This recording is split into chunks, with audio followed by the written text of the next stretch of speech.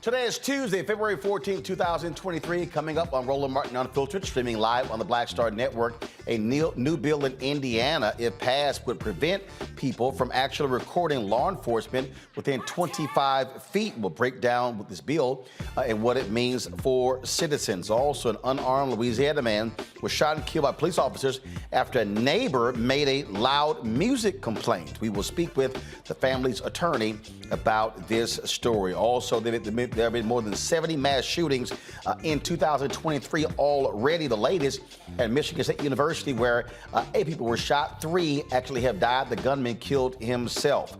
Also, in our marketplace segment, one man's solution to making home ownership reality for people in Atlanta, where he's building the nation's first black-owned micro-home community. Also, we'll tell you what is next for the president of Prairie View A&M University, Dr. Ruth Simmons, and also how the alumni there have responded to her decision to step down at the end of the month. Folks, it's time to bring the funk on Roland Martin Unfiltered on the Black Star Network. Let's go. Whatever the miss, he's on it. Whatever it is, he's got the scoop, the fact, the find. And when it breaks, he's right on time and it's rolling. Best believe he's knowing. Putting it down from sports to news to politics. With entertainment just for kicks, he's rolling. It's on go, roll, y'all. It's Roland Martin, yeah. Rolling with Roland now. He's funk, he's fresh, he's real, the best, you know he's Roland Martin now.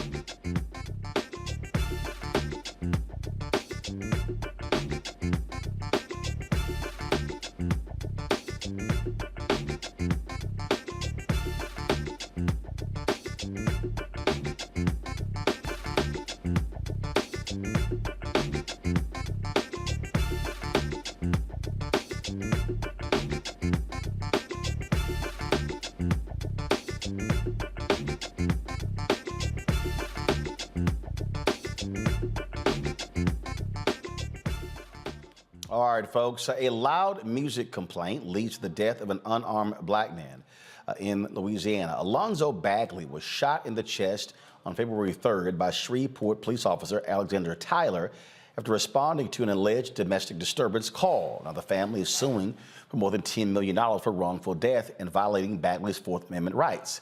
The family is waiting for the release of the body cam footage to show exactly what happened. Joining us now is Ron Haley. He is the attorney for the Bagley family. Ron, welcome to Roland Martin Unfiltered.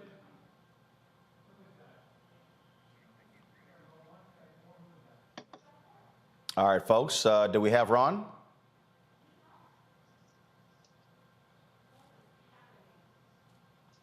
All right, so, okay, so having some connection issues, so we'll actually come back to Ron on that particular story there, folks.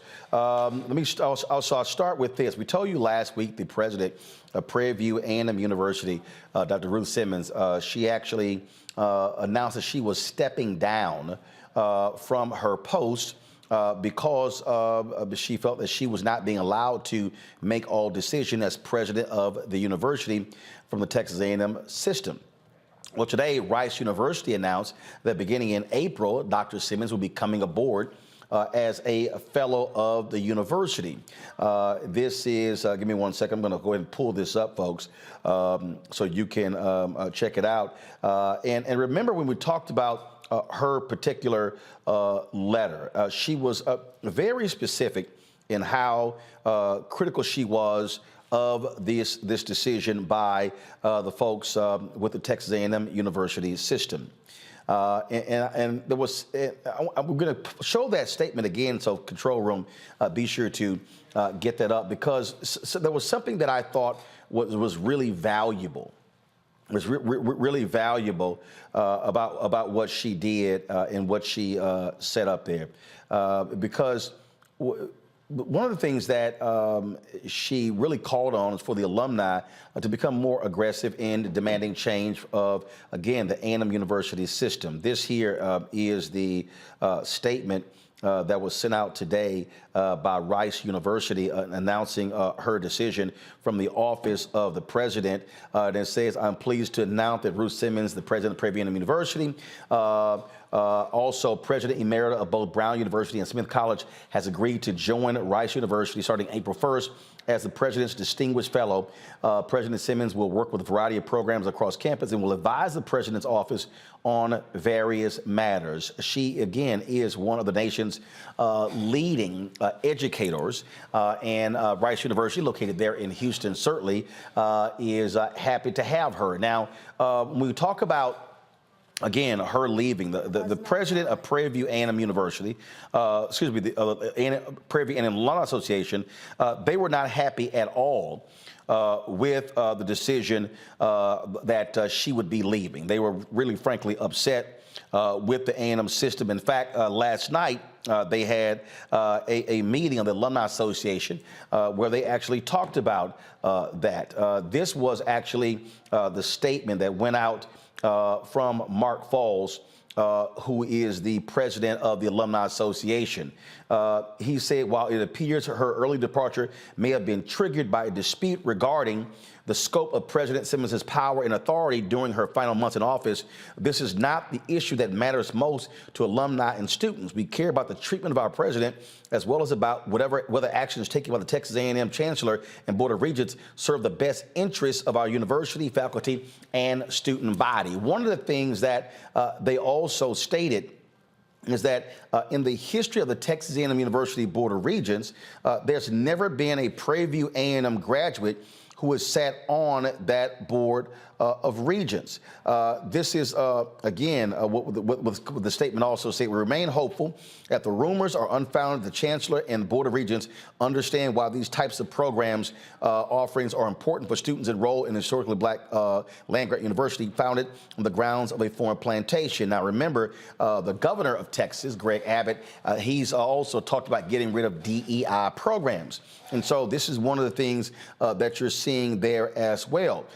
And they have made it clear, the alumni says they want to meet with the Board of Regents and want to meet with Chancellor John Sharp and also meet with Texas Governor Greg Abbott to actually discuss these issues. My panel is Dr. Mustafa Santiago Ali, former Senior Advisor for Environmental Justice at the EPA, Randy Bryant, Diversity and Inclusion Strategist, Speaker and Trainer, Dr. Larry Walker, Assistant Professor, University of Central Florida.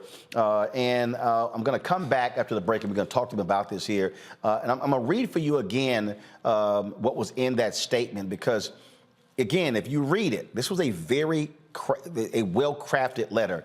And Dr. Simmons is calling on these black graduates of Prairie View A&M to stand up and fight for the university and not be treated as if this is the antebellum South and as if they're somehow second class to the Texas A&M University system. And so we're going to do that when we come back. This is, again, a critically important issue when you talk about an historically black university right now where you're having these schools that are under attack by Republican governors across this country. And so when you have a Ron DeSantis doing what he's doing in Florida, what is the impact on a Florida A&M? You're talking about Texas and getting rid of DEI programs, well, and also trying to stop the teaching of black history, the African American Studies program. How does that impact HBCUs, state HBCUs like Prairie View A&M University and Texas Southern University? So we'll talk about that next right here. Roland Martin Unfiltered on the Black Star Network.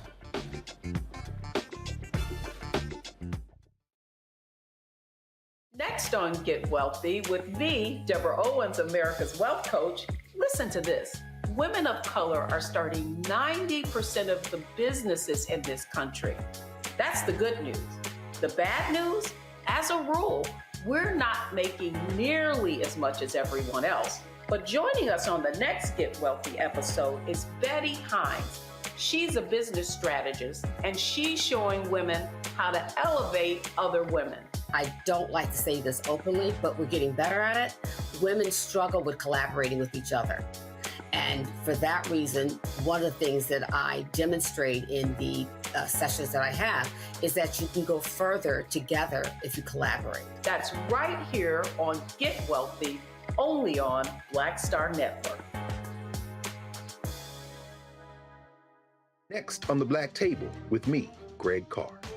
An hour of living history with Dr. Richard Mariba Kelsey, thinker, builder, author, and one of the most important and impactful elders in the African American community. He reflects on his full and rich life and shares his incomparable wisdom about our past, present, and future. African genius is saying that my uncle was a genius, my brother was a genius, my neighbor was a genius. I think we ought to drill that in ourselves and move ahead rather than believing that I got it. That's next on the Black Table, here on the Black Star Network. Yo, it's your man Dion Cole from Blackish, and you're watching Roland Martin Unfiltered. Stay woke.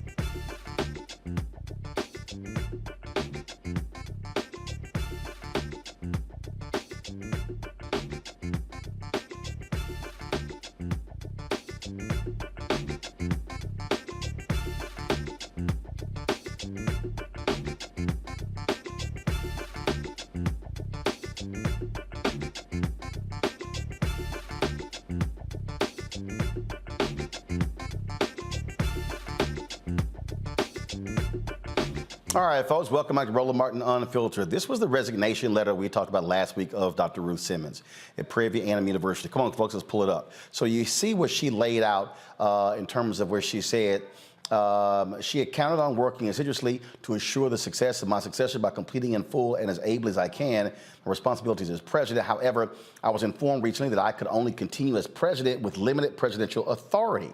My immediate response was that I could not and would not agree to being president in name only. Keep going, please.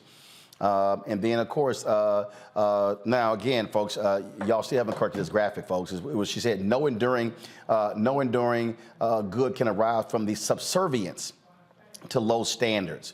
But I want you to go to the next page, please, because this is the most important thing, where she says there, point blank, I will continue to speak out for high standards and just decisions on behalf of the university and other HBCUs. I will support the efforts of faculty, staff, and students who seek the best for themselves and the university. This is the key. We must not be held hostage to how pull it back up, folks. Okay, again, we must not be held hostage. This is a key period here, where she says again. It's the last paragraph. Go to it, please.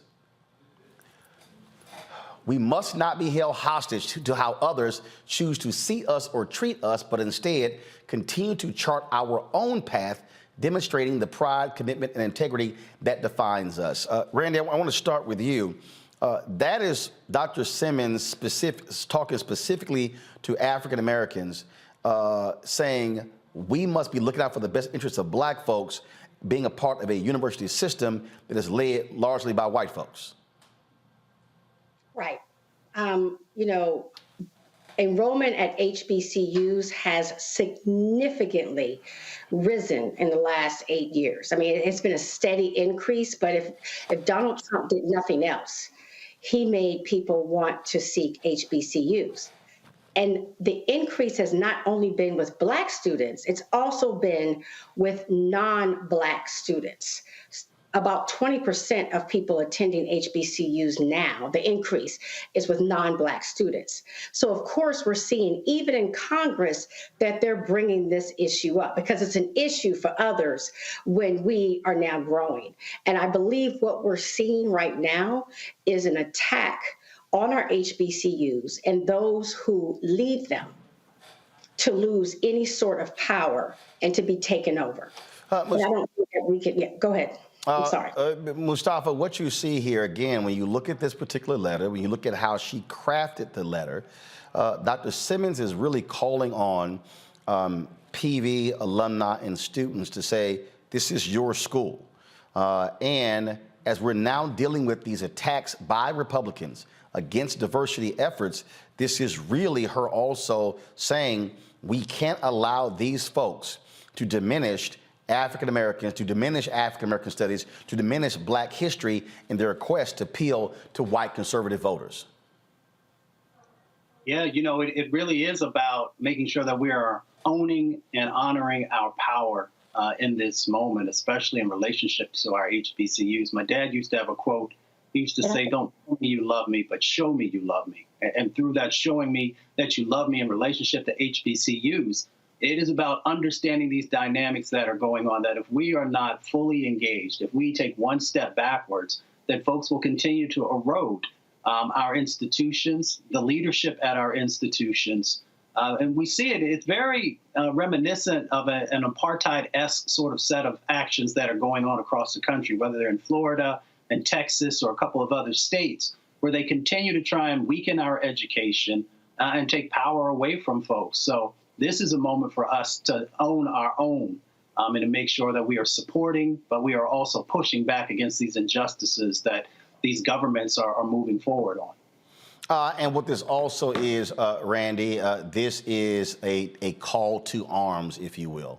Yes. Because if folks do not respond righteously, then frankly, these leaders in Texas, these Republicans in Texas, these white Republicans in Texas are going to have the view we can do whatever we want to do. Absolutely. This is a call to everybody, whether you attended an HBCU or not. You must value what HBCUs have been for our community. And it is a call for all of us to respond and protect our institutions because they are at attack. They absolutely are. And so, again, we're seeing what is happening. And so, again, Dr. Simmons, her last day was going to be February 28th. At Prairie View, and she starts April 1st, again, there at Rice University. All right, let's go to our lead story. We were telling you about the story out of Louisiana where a black man, okay, we're still having connection issues with him? All right, so fine. Let me know, folks, when we actually have our guest on that particular story so we know, so we can have the audio of that. Folks, some breaking news from the Department of Justice. 4 Florida men have been arrested in a plot to kill the Haitian president, but the grand jury also has returned an indictment against 11 people. This came down just about 30 minutes ago from the Department of Justice. And let me go ahead and see if I can pull this up for you. This is an email from the DOJ saying that this morning, U.S. federal law enforcement arrested 2 U.S. citizens. You should have it right now. Pull it up, please. Go to my iPad. They arrested 2 U.S. citizens and a legal permanent resident living in South Florida and 1 U.S. citizen living in Tampa with regard to their participation in the July 7, 2021 assassination of President Jovenel Moise of Haiti. Following the arrest, a South Florida grand jury returned a 3rd superseding indictment charging these 4 individuals, along with 7 others previously arrested and charged in the United States for their alleged roles in the plot. The 4 men arrested in Florida are Arcangel Patel Ortiz, a Colombian national, and a U.S. permanent resident of Miami, also a Venezuelan American, and then also 2 other individuals. They made their initial federal court appearances today at 2 p.m. This is a statement from Attorney General Merrick Garland. Today, individuals who we allege participated in the planning, financing, and orchestration of the assassination of Haitian President Jovenel Moise will face justice in an American courtroom. The court documents unsealed today outline an alleged plan by the defendants, some of whom were operating within the United States, to remove President Moise from office by either killing or kidnapping him in order to replace him with a candidate who would serve their political goals and financial interests. The Justice Department will not tolerate individuals plotting violent attacks from U.S. soil that undermine the role of law abroad. That is, Mustafa, is a huge deal there. We remember, because remember what took place when he was assassinated, where all of his guards, nobody, he was the only person, him and his wife were the only people who were injured. He was killed. His wife was also injured. But all the people who were protecting him, nobody else was injured. It was clearly there was an inside job going on there, and these indictments indicate that. As they often say, the fix is in. When you take a look at how this is actually played out, there on the ground in Haiti, it makes you remember the destabilization that has been a part of governments and others in trying to, manipulate what goes on in Haiti. And it's interesting also that we're getting these facts, but you got to really peel back the layers of the onion, if you will, because to have this type of thing go on takes significant resources and coordination at a number of different levels. So it'll be interesting to see who actually additionally played a role, what were the finances that they invested into this to, take the life of the president. Randy, this is what the DOJ says here. According to court documents from at least February 2021 to July 2021, South Florida served as a central location for planning and financing the plot to oust President Moise from power and replacing him with someone who would serve the co-conspirators' political goals and financial interests. It says here these individuals, Ortiz and Intriago, principals of Counter-Terrorist Unit Federal Academy and Counter-Terrorist Unit Security. Another gentleman with Worldwide Capital Lending Group, both South Florida companies. According to charging documents, Bergman, who lived in Tampa, had ties to Sinan, a dual Haitian-American citizen who held political aspirations in Haiti. I mean, this is just stunning, this brazen attack that took place that was planned and plotted here in the United States and then carried out there in Haiti, where he was heavily guarded at his home. Right. I mean, I remember when it happened, and it was very clear that it had to be an inside job. The fact that, they were killed and nobody else was injured, just as you said. But if people look at the history between Haiti and the United States, while it is shocking what happened to them, it's not actually surprising. I mean, we've always had this interesting, tense relationship with Haiti. And Haiti has been a small country that has fought for freedom in a way that I don't know if any other country has done. They are willing to go down. I mean, they hosted the first slave revolt. So this spirit has really upset a lot of people with strong ties. So we think that Haiti's nothing and it's not important and we shouldn't worry about it. But those who are aware of the history and the strength of the tenacity of Haitians do worry about it. And they recognize that they are in a better position if they control that government. And speaking of control, the DOJ says that Sinan was going to replace Moise. And in exchange, once Sinan became president, he would award lucrative contracts to CTU for infrastructure projects in Haiti, the provision of security forces, and the provision of military-type equipment to a Sinan-led Haitian government, according to the allegations. And that Vantamilla and his company Worldwide agreed to help finance the coup d'etat, extending a $175,000 line of credit to CTU and sending money to co-conspirators in Haiti to purchase ammunition. And so the DOJ lays out just in detail exactly how this coup was planned. And so again, 4 individuals today arrested in South Florida for their participation in the assassination of President Moise in July of 2021. And a federal grand jury has returned 11 indictments against 11 individuals for their role in this assassination. And so we'll have more details as they become available. All right, got to go to a break. We come back. We'll talk about this case out of Louisiana. A black man shot and killed because of a complaint about music. That's next. If you're watching on YouTube, hit the like button. Same with Facebook. Same with watching the Black Star Network app. Be sure to download our app on Apple phone, Android phone, Apple TV, Android TV, Roku, Amazon Fire TV, Xbox One, Samsung Smart TV. We'll be right back.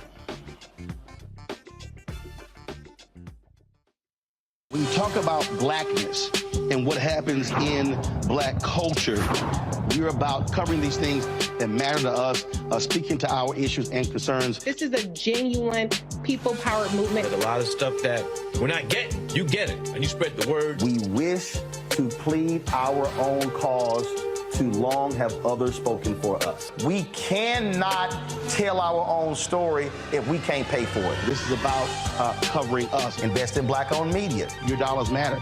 We don't have to keep asking them to cover our stuff. So please support us in what we do, folks. We want to hit 2,000 people, $50 this month, raise $100,000. We're behind 100,000, so we want to hit that. Y'all money makes this possible. Checks and money orders go to P.O. Box 57196, Washington, D.C. 20037-0196. The Cash App is $RM Unfiltered. PayPal is R Martin Unfiltered. Venmo is RM Unfiltered. Zelle is Roland at RolandSMartin.com. Hatred on the streets, a horrific scene, a white nationalist rally that descended into deadly violence. White people are losing their damn minds.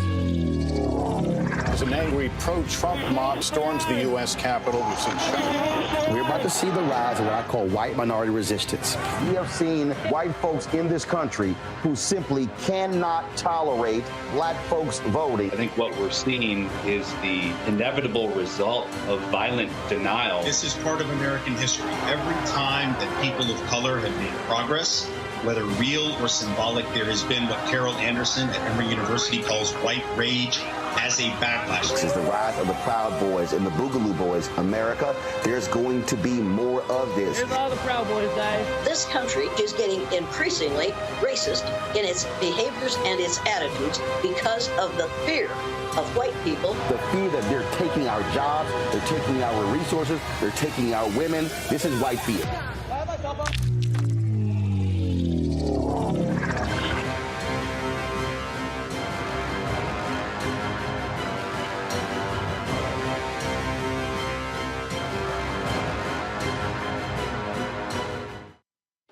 This is Judge Mathis. What's going on, everybody? It's your boy, Mac Wiles, and you are watching Roland Martin Unfiltered.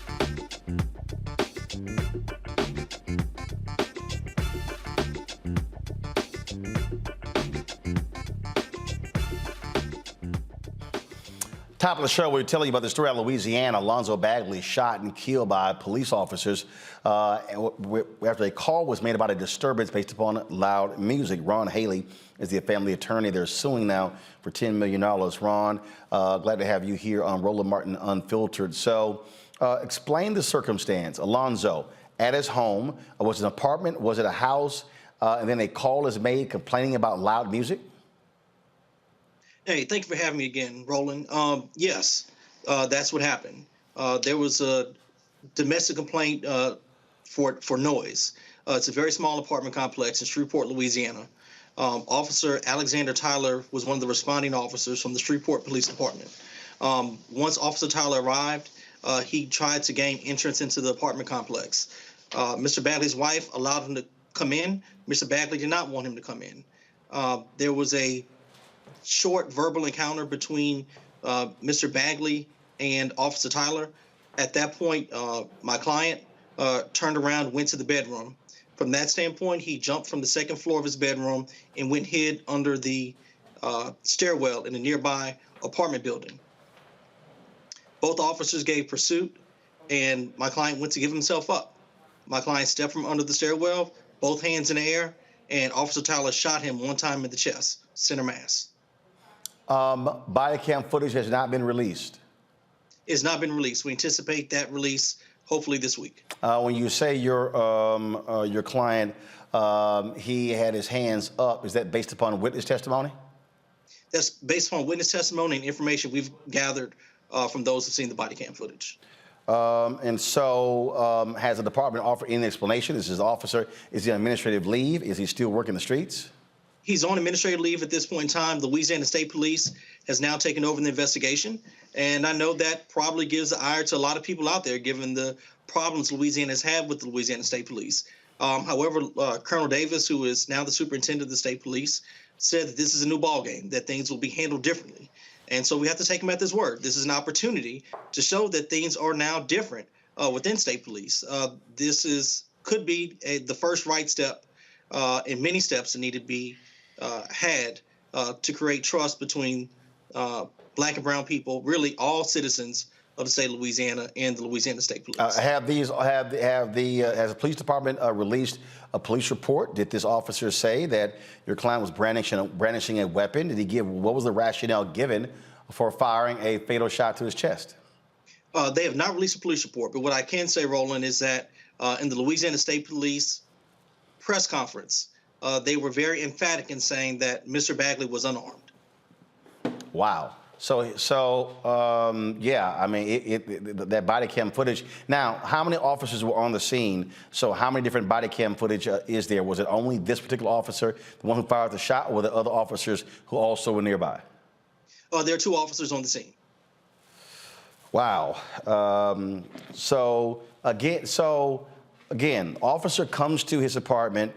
Your client jumps out of a window to hide under a stairwell. Yeah, but yes, this was all about a noise complaint? Yes, but it's important for the country to know that my client has had prior history with the Shreveport Police Department. He has successfully sued them for an excessive force case, a case that was brought forth in 2018 that he recently settled in 2021. I don't believe this is necessary retaliation. However, because this officer was not on the force at the time. However, this definitely plays into my client's mindset as to he wants to flee from the police when he has an encounter. And, you know, the conversation that needs to be had is that when you have other bad encounters with the police, it causes the next encounter not to be that good. It causes a different reaction for somebody who does not have history with the police. And this is right on the doorsteps of the Tyree Nichols video coming out. This is 2 weeks later after Tyree Nichols, we have an unarmed Black man killed by law enforcement in Louisiana. Wow, that is certainly, again, shocking and stunning. And so you've already filed a lawsuit on behalf of the family against the city. We have. We named the officer individually. Listen, we plan to be aggressive with this litigation and not leave any stone unturned. With the information that we had at the time, we felt extremely confident in moving forward against that officer. Once the state police reports are released, hopefully by this week, we definitely will add the city of Shreveport, the Shreveport Police Department, to that lawsuit for the vicarious liability on behalf of their officer, Alexander Tyler. Wow. Ron Haley, we really appreciate it. Thanks a lot. Thank you, Roland. Talk to you soon. I'm going to bring in my panel here, Mustafa, Randy, and Larry Walker. Larry, I'll start with you. I mean, my goodness, again, a noise complaint leads to the fatal shooting of another Black man at the hands of police. Roland, these stories are not even weekly, they're daily. And, you know, as you know, in terms of what we just heard in the last few minutes, is this reckless behavior. And Black people can't listen to music. We can't sit and bird watch. We can't sit on our couch. We certainly can't drive cars. And we're continuously the victims of this kind of violence. And it's tiring. And it also, in terms of anxiety that it gives members of the Black community after these continuous murders. But once again, this is another reckless act and needless killing of a Black man. And Roland, we're on your show all the time talking about police reform. And it's repetitive violence, but there are no outcomes. And we certainly know with Republicans holding the House, that we're certainly not getting any police reform this year. And this is why when you talk about voting is so important, because we need comprehensive police reform to ensure that Black families don't have to consistently file lawsuits, bury their family members, and then grieve for the rest of their lives. It is, again, it's just one of those things that we got to keep covering, Mustafa, keep giving attention to. We had Samuel Sengawe on earlier this year talking about how last year was the deadliest on record, police killing folks. And again, how do you go from arriving at the scene of a basic noise complaint, a minor misdemeanor, to a fatal shooting? think you arrive there because we're seen as sacrificable people. And when folks have that mentality, it plays out in very deadly ways for our community. Last year, I think it was 1,183 people were killed by police. 25% of those were African-American brothers and sisters. And out of that is a communal trauma. So when you see folks running from police, there is a reason for that. And it is because, as was shared earlier, that we continue to be brutalized inside of our own community. So, of course, people are not just going to stay around and wait, and especially if you've already had a case against them. So you know that there are some folks who are watching you. There are some folks who may want to do you additional harm. So that's where the communal trauma comes into the equation. So as long as we are seen as sacrificable people, we have to continually fight and push against the system to make sure that the reforms are in there and that these individuals are held accountable. As was shared, the man allegedly had his hands up and someone could still shoot you in the chest and not have to, worry about what the repercussions are going to be. So there's a reason for that communal trauma. And once again, it's because we are living in these killing fields and we are seen as sacrificable people. Randy.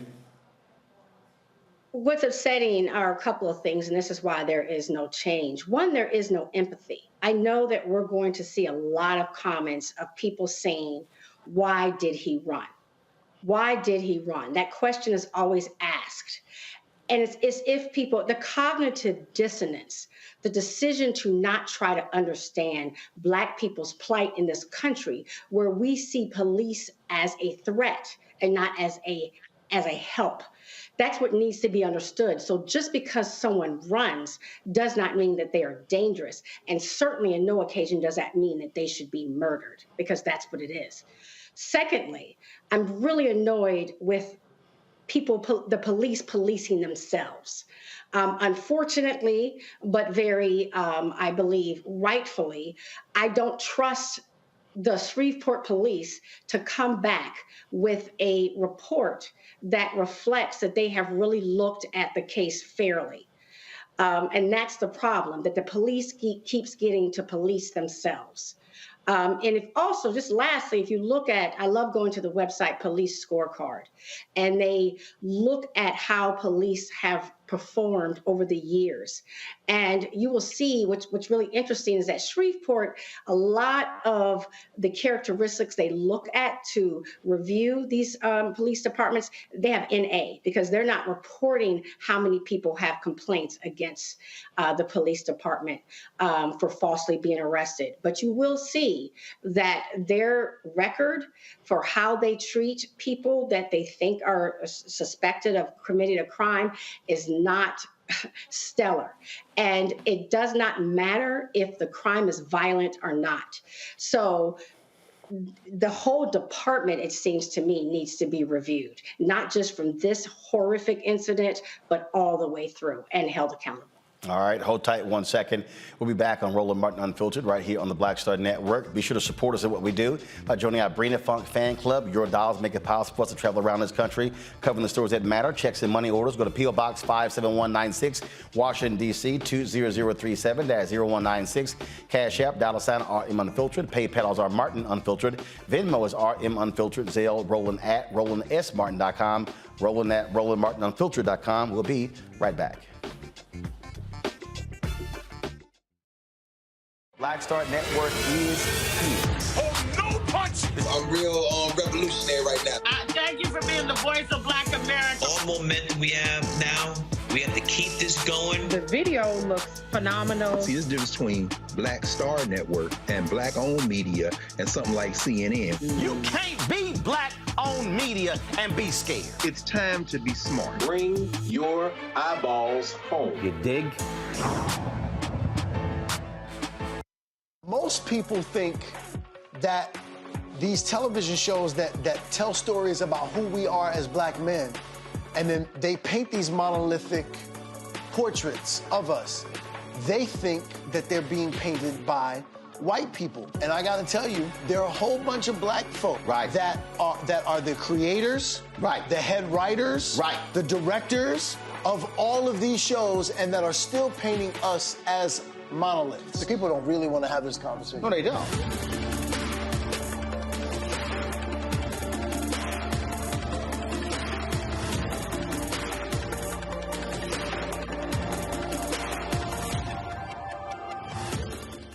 Next on the Black Table with me, Greg Carr. An hour of living history with Dr. Richard Mariba Kelsey, thinker, builder, author, and one of the most important and impactful elders in the African American community. He reflects on his full and rich life and shares his incomparable wisdom about our past, present, and future. African genius is saying that my uncle was a genius, my brother was a genius, my neighbor was a genius. I think we ought to drill that in ourselves and move ahead rather than believing that I got it. That's next on the Black Table, here on the Black Star Network. Hi, I'm Eric Nolan. I'm Shantae Moore. Hi, my name is LaToya Luckett, and you're watching Roland Martin Unfiltered.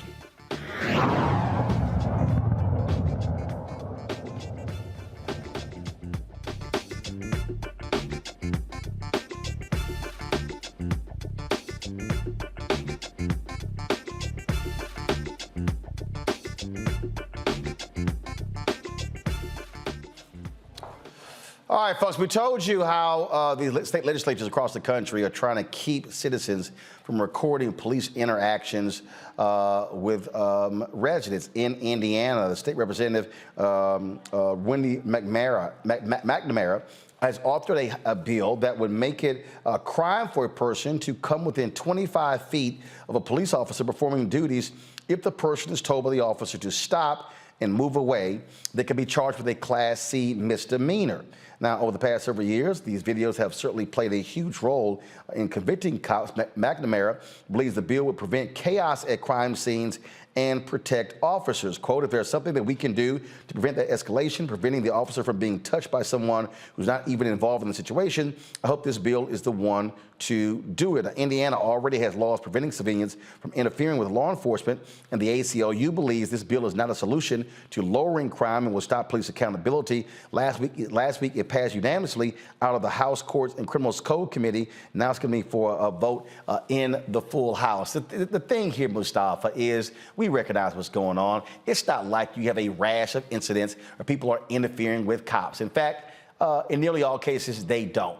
This is about not wanting these cops to be held accountable, period. That's exactly what it's about. You know, you've got these racist individuals who are in political positions who understand the dynamics that are going out there. So one side, they want the money from police unions and others. So they create, you know, these archaic types of laws and bringing them forward into the 21st century. You know, the other part of it is that they don't want true accountability when it comes to our communities. Now, if it's reversed, then of course they want their just due and their rights to be protected. But when it comes to black and brown communities, they have no interest whatsoever.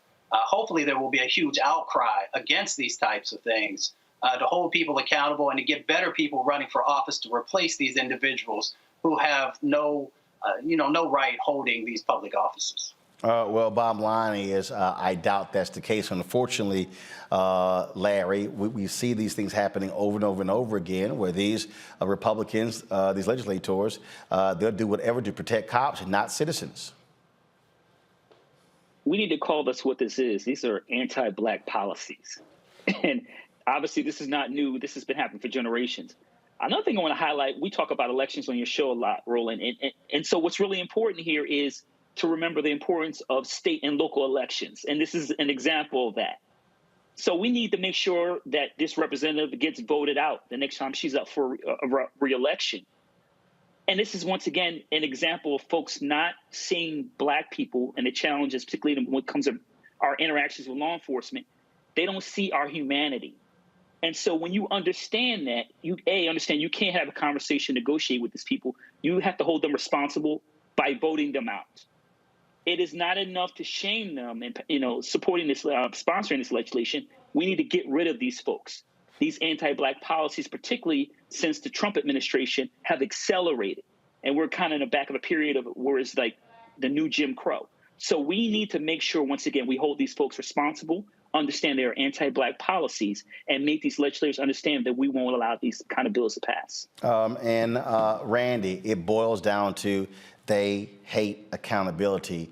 You would think these people would actually want more accountability. They really don't. Not if you're doing wrong, you don't want accountability. And what they're up against is Black people's ingenuity and tenacity. We have always found a way. So if traditional laws don't protect us, we will find a way to protect ourselves. And videotaping has been a powerful tool for us recently. So of course, they want to disarm us from that tool, from using that tool. Of course, it's not really surprising. Indeed. All right, folks, let's talk about this. This is out of Tennessee. A former Memphis police officer is facing up to 10 years in prison after pleading guilty to violating the civil rights of a man in his custody. Armando Bustamante admitted to hitting a man he arrested in January 2021 in the head with his service weapon and his hands without legal justification. Bustamante pled guilty to one felony count of deprivation of rights under color of law. His sentencing is scheduled for June. This is another victory, Randy, for the Department of Justice, this decision that actually came down today. Great decision. Happy to see it. I will say, not to be a skeptic, it's always interesting to me the people that they choose to hold accountable.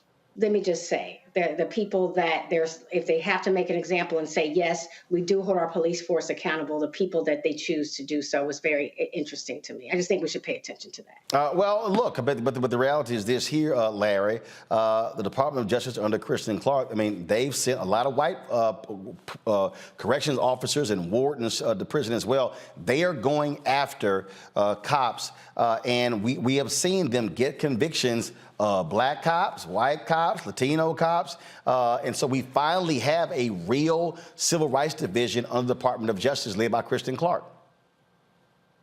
Progressive division making things happen. You're right, Kristen Clark, when obviously we saw that she was nominated and confirmed, how many of us in the Black community were excited because we know about her history in terms of work on these kind of civil rights issues. And you're right, DOJ is holding police officers, corrections officers, et cetera, they're holding them responsible. You got to hold these people accountable because these incidents that we talk about on your show, Roland, they're happening every day.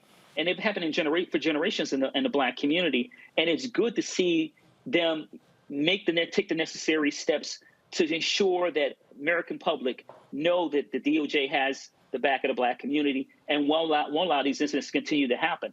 You have to hold people accountable and put them in jail. Mustafa, I have no idea why in the hell this White House is not making more noise about how aggressive the DOJ has been holding police and holding corrections people accountable. I mean, we cover this stuff constantly. These other media outlets, they don't, including Black media outlets. But I mean, it seems like every week this is happening. I don't know what the hell the communications people in the Biden White House are doing. I don't know either. Maybe it's being driven by, those folks who do some of the polling and they find that this particular issue, especially when it is making sure that Black and brown folks are finally getting some justice, doesn't necessarily equate to more votes for them. That's one of the things maybe that is playing out there. I hope that that's not the case. I hope it's that they just haven't pulled their act together and figuring out ways to really, move this issue forward for the country to see that justice is happening and justice is supposed to happen for everyone who's inside of this country. But again, they're wins, and so you should always be touting your wins, especially in an area where you're weak with Black voters, your most important two constituencies, Black women and Black men. Folks in the Alabama family, they're suing the Walker County Sheriff's Office, claiming their loved one froze to death while in police custody. Anthony Tony Mitchell died in custody on January 27. The lawsuit claims multiple jail officials, including Sheriff Nick Smith, deprived Mitchell of his constitutional rights by leaving him in a restraint chair and placing him in the jail's walk-in freezer or similar frigid environment for hours. The family attorney says there are surveillance videos showing Mitchell naked in a concrete isolation cell for his 2-week stint in the jail. Internal surveillance shows what appears to be Mitchell limp with his head and feet dangling as uniformed personnel being carried into the loading area of the Walker County Jail. Now, the video contradicts an earlier statement from the Walker County Sheriff's Office claiming Mitchell was alert and conscious when he left the jail for transport to a local hospital. What the hell, Randy? A walk-in freezer?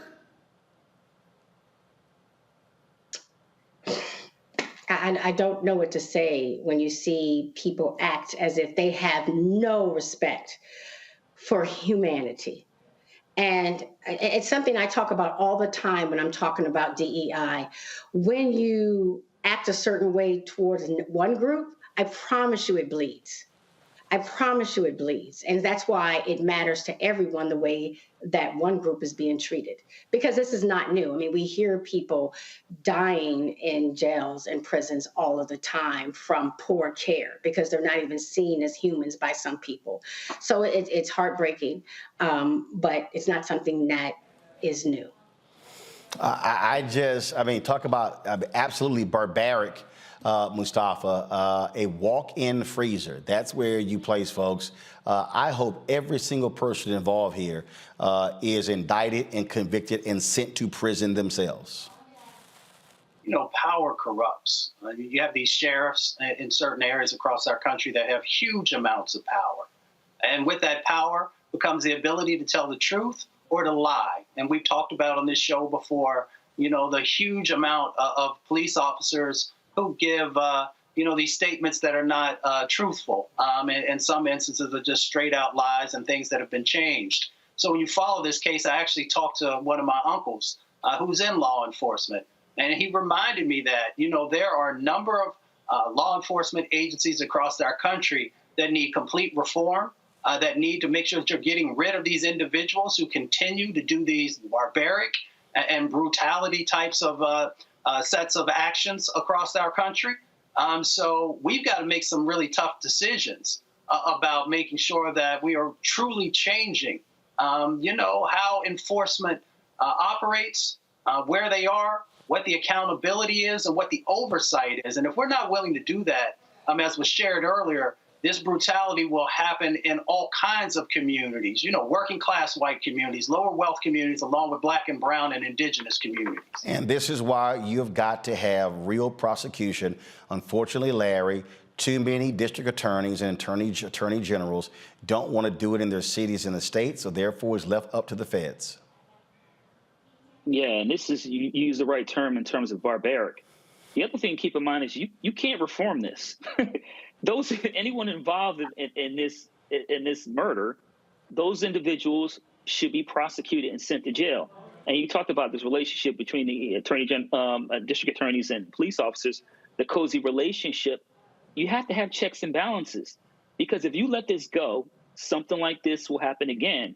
And I wouldn't be surprised if something similar has already happened and it was covered up in some other cases. But you have to hold these people responsible, or once again, citizens will become victims of this kind of brutality. Indeed. All right, folks, coming up next, we'll talk about the city of Baltimore voting tomorrow on a contract that could very well be taken from a black-owned company in favor of a mainstream business. What's going on in Baltimore? We'll talk with the president of the Baltimore City Council next. Also, Nikki Haley, former governor of South Carolina, announced that she's running for president. Why is she dissing woke, but she wants to talk about Mother Emanuel and bringing down the Confederate flag? We're going to show you how she used to feel about that Confederate flag. You're watching Roland Martin Unfiltered on the Black Star Network.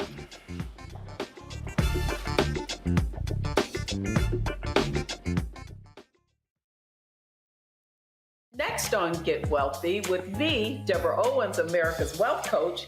Listen to this. Women of color are starting 90% of the businesses in this country. That's the good news. The bad news, as a rule, we're not making nearly as much as everyone else. But joining us on the next Get Wealthy episode is Betty Hines.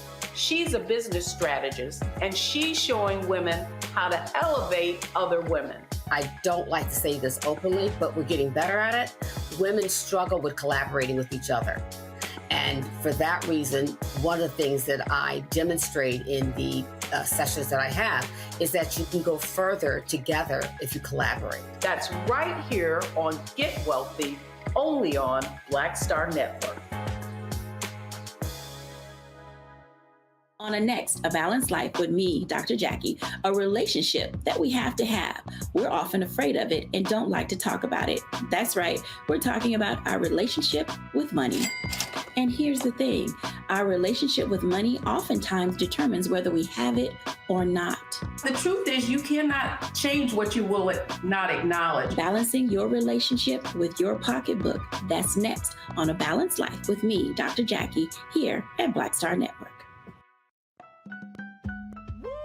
We're all impacted by the culture, whether we know it or not. From politics to music and entertainment, it's a huge part of our lives, and we're going to talk about it every day right here on The Culture with me, Faraji Muhammad, only on the Black Star Network.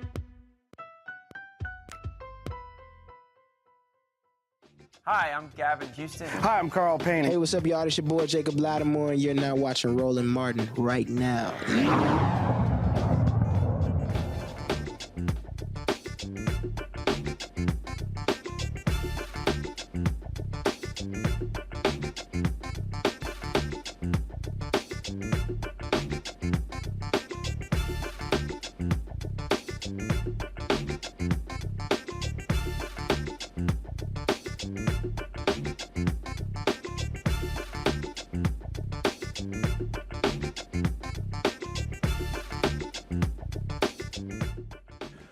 All right, folks, lots of drama in Baltimore over a contract dealing with the city's conduit system. The mayor of Baltimore announced that BG&E, of course, will be getting this particular contract. The mayor, of course, is Brandon Scott. Now, the problem is it's been a black-owned company that has been involved in fixing this problem that took place in Baltimore. Now, go to my iPad, please. It says here, BG&E will have broad control over the city's underground conduit system, which houses 700 miles of utility cables. In November, voters passed a charter amendment that bars the city from selling the system, which the mayor said is not happening. But again, what is happening here is folks are really upset with this decision by the mayor to award to BG&E, saying it hurts a black-owned company that, again, they came into Baltimore 6 years ago, fixed the system, and they hired a bunch of people, and now they're going to be screwed and losing money out to this mainstream gas and electric company. Nick Mosby is the president. He's on the board city council there. He's the president of the Baltimore City Council. He joins us right now. Nick, glad to have you here. So what the heck is going on here? I mean, you would think black mayor would be supportive of black business interest. And what you have here is the decision to give it to Baltimore Gas and Electric versus this black-owned company. Has the mayor's made this decision, but does this council vote on it? And will the vote taking place tomorrow? So no, in Baltimore for a deal like this, the Board of Estimates, it's a 5-member panel comprised of the mayor, 2 of his appointees, myself, and the comptroller. So the mayor pretty much has supermajority over that Board of Estimates vote. What folks have asked for is just for us to take a step back to really slow down this process and see from an internal perspective what's going to be beneficial not only to the current taxpayers of the city of Baltimore, but for future generations. This is a precious city-owned asset that private industry has frankly tried to purchase for quite some time now. And we're just asking the mayor to take a step back, evaluate this, and really develop a model and projections that show us what puts the city in the best foot forth in the future. So how much, first of all, how much is the contract on an annual basis? So right now it's roughly about $28 million. It's going to go up to about $34 million per year under this new agreement. But see, it's really about the way that it's being handled. So right now, private institutions, corporations pay the city to utilize the conduit system under our grounds. In this new agreement that the mayor tried to do, and we found out through the media that they were going down this path of putting this forward. That company is going to be allowed to keep their money, and they do the capital improvements on the conduit underground system. So ultimately, they have full control and oversight over what happens. Now, the voters, as you stated earlier, went out and overwhelmingly, close to 77% voted that they did not want us to sell our underground conduit system. And this is really one step closer to doing that. It's kind of like you, Roland, you're renting a house from me. I'm the owner of the house. You're paying me rent every single month, say $3,000 a month. And then you come to me and say, well, hey, I just want to keep the $3,000 and I'm going to decide how to fix up the house the way I see fit. But hey, you still own it. So it's ownership in only name in this deal that the mayor is trying to strike with this private corporation. Now, was there a black-owned company that actually has been doing the work? And my understanding, they've been receiving high marks? Yeah, so under a previous administration, similar deals were proposed. And the mayor at the time, Stephanie Rawlings-Blake, she really pushed back aggressively. And they struck a settlement. And in that settlement is the amount that we're getting from the private corporations today. But the city was real smart at the time. They went out and they got efficient, competent, a team of experts to really work on the network in a way that wasn't happening before that settlement. And in the past 6 years, there hasn't been any major issues, any complaints, any concerns.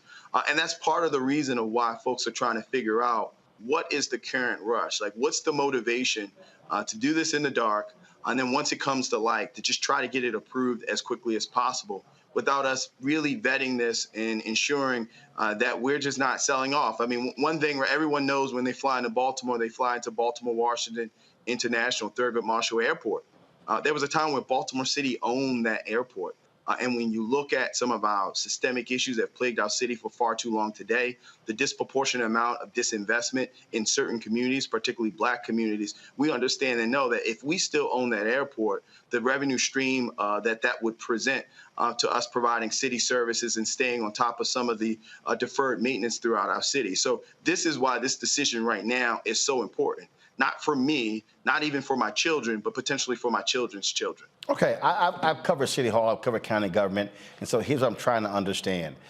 If there's a company that is actually handling handling a project, and it's been going well, and they have done an efficient job and gotten high marks for it, why would the mayor or the city or the Board of Estimates switch? I mean, to me, if somebody is doing a good job, you continue with that agency. I mean, that's what is perplexing everyone behind this deal. And the key is, if you make that decision, what are you making it up the basis of? What projections, what concerns, what issues are you bringing to the table? And to date, we haven't seen one or any, by that matter, that kind of fits into this. But again, it's just the motivation. What is the concern? What is the rush? What is the lack of transparency that we see unfold on this particular deal? I think that is what many residents are concerned about. Frankly, as a city council president, that's what I'm concerned about. That's what many of the council members, that's what the comptroller is concerned about. And we just want the mayor to just slow this train down. We've asked for him. We've tried to defer it. They're saying that we can't defer it. We've asked for him to withdraw it. And there's been a lot of debate, and we'll continue to have a lot of discussion back and forth. But I think that this is one of those issues that are just too important for the shaping of our city, for us not to take it serious and for us not to do it in a very open and transparent and accountable way. All right, Baltimore Council President Nikki Bosby. I appreciate it. Thanks a lot. Always. Thank you so much, Roland. All right, folks. Nikki Haley, Trump's ambassador to the United Nations, former governor of South Carolina, threw her name in the hat to run for the Republican nomination for president. She released this, frankly, strange 4-minute video. Y'all, you got the video? Roll it.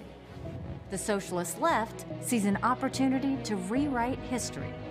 China and Russia. The socialist left. Biden said in his State of the Union address how much of a capitalist he is. But y'all see the game that she's playing by saying, oh, the socialist left. Okay, keep rolling it. Or on the march. They all think we can be bullied, kicked around. You should know this about me. I don't put up with bullies. And when you kick back, it hurts them more if you're wearing Stop heels. right here. I'm Stop. Okay, first of all, I don't put up with bullies. You work for Donald Trump. Enough said. Keep playing. Nikki Haley, and I'm running for president. All right, y'all have the longer version? Yeah. Where's the longer version? Because in the longer version, she talked about, she invoked Mother Emanuel, she talked about woke, all this sort of nonsense, which is laughable coming from her because all of the BS that she's been throwing out, and so and I've been just laughing at the stuff that she's actually put out. Because, let's just be real clear. This is the same person who said she would not run against Trump. Go to my iPad, please. Hit play. Not white. I was different. So watch. Let me go back to the beginning. Here it is. The railroad tracks divided the town by race. I was the proud daughter of Indian immigrants. Not black, not white. I was different. But my mom would always say, your job is not to focus on the differences, but the similarities. And my parents reminded me and my siblings every day how blessed we were to live in America. Some look at our past as evidence that America's founding principles are bad. They say the promise of freedom is just made up. Some think our ideas are not just wrong, but racist and evil. Nothing could be further from the truth. All right, now y'all saw, come back to me now. So y'all saw how again, she slides in the 1619 Project, okay, which all these conservatives got a hard on about. And so let's listen to more Nikki's nonsense. In China, they commit genocide. In Iran, they murder their own people for challenging the government. And when a woman tells you about watching soldiers throw her baby into a fire, it puts things in perspective. Even on our worst day, we are blessed to live in America. I was born and raised in South Carolina, so I have seen the very best of our country. People here threw out the old, tired political establishment and demanded accountability for their tax dollars. Industry reports called us the beast of the Southeast, which I loved. People came by the thousands for fresh starts. Moms and dads held their heads up high. Children learned that it was always a great day in South Carolina. It's a great day. It's a great day. A great day. A great day in South Carolina. We were strong. We were proud. And when evil did come, police in South Carolina are looking for a gunman following a shooting at a church in downtown Several victims. We don't know the severity. we turned away from fear toward God and the values that still make our country the freest and greatest in the world. We must turn in that direction again. Republicans have lost the popular vote. I'm not going to play any more of that crap, okay? Because first of all, Nikki Haley is pure trash, and she knows it on this issue. This is the same Nikki Haley who a couple of years before defended the Confederate flag, defended Confederate monuments. The only reason that flag came down is because 9 black people paid with their lives for it to come down. And the Republicans still did not want to take it down. So ain't no way in hell I'm giving Nikki Haley any credit whatsoever for what took place. But I'm gonna do this here. I'm gonna go to a break. We come back, I'm gonna show you why Nikki Haley is a liar, how she's a liar. And then I'm gonna show you a contradiction, because y'all heard her talk about, how dissidents in China are jailed for speaking out. What about that black woman who's an activist in South Carolina who's in prison for 4 years because she was protesting? Yeah, Nikki, we got receipts, and I'm gonna have them next on Roland Martin Unfiltered on the Black Star Network.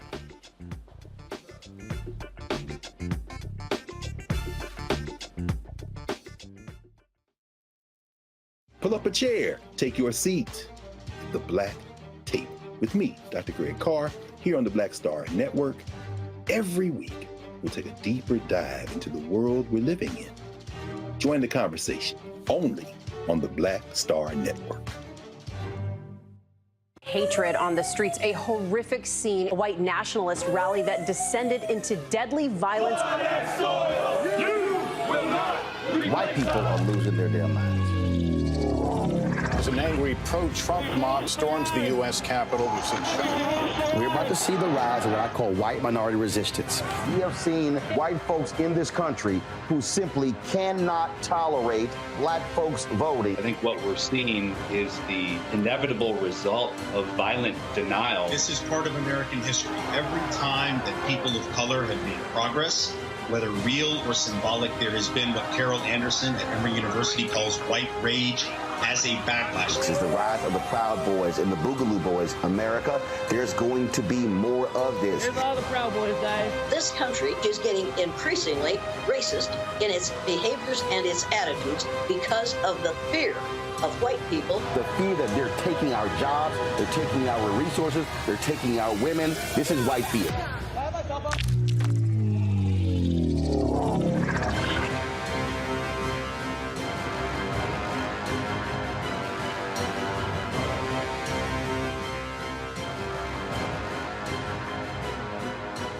Next on the Black Table with me, Greg Carr. An hour of living history with Dr. Richard Mariba Kelsey, thinker, builder, author, and one of the most important and impactful elders in the African American community. He reflects on his full and rich life and shares his incomparable wisdom about our past, present, and future. African genius is saying that my uncle was a genius, my brother was a genius, my neighbor was a genius. I think we ought to drill that in ourselves and move ahead rather than believing that I got it. That's next on the Black Table, here on the Black Star Network. This is Judge Mathis. What's going on, everybody? It's your boy Mac Wiles, and you are watching Roland Martin Unfiltered.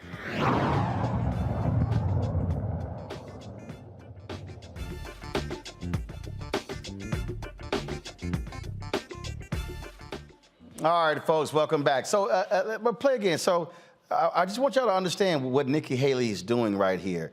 This is her attacking those of us who properly have defined America as being founded on racist principles. It's just a fact. Watch this, listen. So I want you to listen to what she has to say again, and I want to unpack this so you can understand what's going on. Watch this. As evidence that America's founding principles are bad. They say the promise of freedom is just made up. Some think our ideas are not just wrong, but racist and evil. Nothing could be further from the truth. Okay, Nikki, let's just be real clear, because when you talk about how people feel, well, we actually got lots of evidence. First of all, ain't nobody black saying we don't understand freedom. In fact, Dr. King talked about how we're going to make America true to what it put on paper.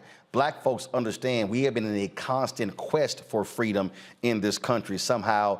And matter of fact, it was the work of black people that created the opportunities for your immigrant parents to be able to come to this country, Nikki. So you should put some respect on what black people have actually fought for. But it's interesting to listen to Nikki Haley talk about China and Iran, what they're doing. Remember this case right here? Where this black woman who's pregnant, the judge in South Carolina upheld her going to prison for 4 years because they said that, oh, she was interfering with police. It was a racial justice protest, and Brittany Martin was out there. They said she breached the peace in a high and aggravated manner. Why? Because, oh, what? She was shouting at him? Is that what it was? That's the game they want to play? See, This is what we're dealing with, folks, here. We're dealing with somebody like a Nikki Haley who makes these sort of statements and these sort of cons. But we know exactly who Nikki Haley is. And we know she stands in support of this liar, Donald Trump. And we also know how she has defended him. And so people like her want to somehow act as if we can ignore what they've said and what they've done. Nah, but see, we got receipts here, and we're not going to play these games as folks like Nikki Haley again lie and lie and lie. But this is the same person. Remember who made her comments about Donald Trump has never knowingly lied to me. Girl, we know that man was the biggest liar ever in the Oval Office. We know that, but you defended him. You made excuses for him. In fact, here's Nikki Haley right here. Y'all remember this news conference? In 2024, will you support him? Yes. If he decides that he's going to run, would that preclude any sort of run that you would possibly make yourself? I would not run if President Trump ran. Nikki Haley. So we already know Nikki Haley is lying. Okay, now watch this, y'all. Listen to this here. Go back to my iPad. Watch this. Is set to announce her presidential run in mid-February. We need to go in a new direction. And can I be that leader? Yes, I think I can be that leader. I've never lost a race. I said that then. I still say that now. I'm not going to lose now, but stay tuned. Yeah, we're going to stay tuned, Nikki. We're going to also break down, again, how you have also, again, lied and how we can't even trust you. But do y'all remember this again? Nikki Haley trying to take credit for bringing the Confederate flag down, Mother Emanuel, they were killed by a white supremacist. Watch this. The United States have the right to secede from the Union. I think that they do. I mean, the Constitution says that. If it became an issue where the state of South Carolina needed to secede from the Union, would you support it? You know, I'm one of those people that doesn't think it's going to get to that point. And let me tell you why. While we are seeing all of this federal intrusion come into our states, the way I will handle it is I'm going to get a coalition of governors together that turns around. Let's take the healthcare situation, for example. I'm going to get a coalition of governors that turns around and goes to Washington and says, this is what you can do and this is what you can't do. We are this many governors. We represent this many people in this many states. Rather than mandating health care on us, this is what we want to do. We want to be able to provide incentives for small businesses to offer health care. We want health care savings account. This is what we need from Washington. We need you to be able to allow us to have insurance companies cross state lines so that we can get insurance from wherever company we need across whatever states we need. I believe that less thought and faith is being lost in Congress. And as that happens, they're going to look at our governors for good conservative policy. I'm not just going to say no to Washington. I'm going to make sure we have solutions as to how we can keep them out and keep the states in control. When we do that, not only will it be me as a governor, I think it will be several states as governors that go and take our states back and keep Washington out of the way. So I'm one of those that's an optimist by nature that doesn't think it's going to get to that, because I will fight as hard as I need to prove why D.C. needs to stay. I'm sorry, y'all. Do y'all know why I find it to be actually hilarious? I love it when Nikki Haley says, I need Washington staying out of the way. Do y'all know how much money from the federal government goes to South Carolina and is responsible for their budget? Nikki, you needed that federal government money in South Carolina for your budget. Let's stop sitting here playing games, Nikki Haley. And Larry, I want to go to you. This woman is a fraud. She is a fraud. I am not going to give her any credit for that Confederate flag coming down in South Carolina, because the only reason it came down because 9 black people, including a state legislator, was shot and killed in his own church. Yeah, absolutely. And let's remember, a black woman physically went up the pole, took that flag down, right? So, it's interesting. She's about as reliable as a chameleon in a zoo, because she's constantly, first of all, always shifting, from one policy issue she supports that she doesn't support it anymore. But you're right. The point you made about federal funding, I always hear some of these governors and leaders of states talk about succeeding from the United States. But when it comes to those tax dollars, it would be a whole nother conversation. It's just political talk, and it doesn't make any sense. She's never going to get the Republican nomination, and she's not even qualified to be president of the United States. She was handed the UN position by the president, even though she had former president, even though she had any experience. But she's constantly switching from topic to topic. She talked about 1619 Project, and then at the same time talked about the murders of Mother Emanuel like they aren't connected. Right. They're both related to white supremacy. And in That's fact, the key issue here. She was interviewed by the Sons of the Confederate Veterans, and listen, Randy Mustafa, what she actually said. Position is on the Confederate flag. You know, I feel like it's been resolved to the best of its ability. I mean, I wasn't here when they actually went through and did the negotiations. I understand that it was brutal, but I think that they came up with the best solution we're going to hope for. You know, what people need to, what I tend to look at as the practical side of the matter is, you know, you had it takes 2/3 of the House and 2/3 of the Senate to change that. That's not going to happen. I think right now, the Confederate flag where it is where the legislature is comfortable with it. I think that, you know, there was a compromise among the state on where it should be. And so it's not something I see as a priority right now. I think right now we need to be focusing on jobs and our economy and our education. You know, for those groups that come in and say they have issues with the Confederate flag, I will work to talk to them about it. I will work and talk to them about the heritage and how this is not something that is racist. This is something that is a tradition that people feel proud of. And let them know that we want their business in this state and that the flag where it is was a compromise of all people that everybody should accept as part of South Carolina. Oh, let's go ahead and just stop right there. There's more I want to play, Randy. But this is Nikki Haley saying, if the group's got a problem, I'm explaining to them why they need to stop having a problem with it. But also, we want y'all money to keep coming to the state. And it was a compromise of all people. No, it wasn't. Black folks didn't want that damn compromise. And Nikki Haley is straight up lying about, and then, well, I got other things I'm focused on. Yeah, you don't give a damn about racism. Randy, go ahead. I just want to go off. You know, Nikki Haley is a person that disgusts me because every now and then she will bring up race and diversity when it supports her, every now and then. But her record supporting bigotry and laws that support bigotry is solid, if she can say nothing else. For her to say that she feels, you know, about all Americans is a joke. Let's just say for the fact that her name is Nimrata Ranhawa.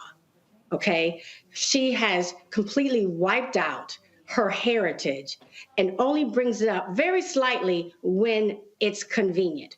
But for most of her life, she really tries for people to forget her heritage. So if she cannot even embrace her Indian heritage, both parents, I don't know why anybody would expect her to embrace who they are. She's a phony. She's a fake. From her name all the way to everything that comes out her mouth. And she is a fraud, Mustafa. That's exactly who she is. Well, you know, like, as you always say, check the receipts. You know, when you go back and look at when she was governor in South Carolina, if she truly cared about poor people, then she would not have vetoed the bills that she did around health care, around education, she slashed the budget for welfare, and also for the arts. So there are a number of things both on the state level where she failed the folks of South Carolina. And then when you look at what she did on the international level, you know, some of the stuff is just inexcusable. Yes, you were working for the president. And yes, the president at that time had his own ways of looking at things. But you were the voice for the United States on the international scene. So when we pulled out of the Iran deal, when we pulled out of the climate change deal, you were literally, putting a crosshair on in our country and across the planet. Indeed, indeed. Hold tight 1 second. Got to go to a break. We come back. We're going to talk about Tennessee State winning 2 Grammys last week. We'll be joined by their band director next, right here on Roland Martin Unfiltered on the Black Star Network.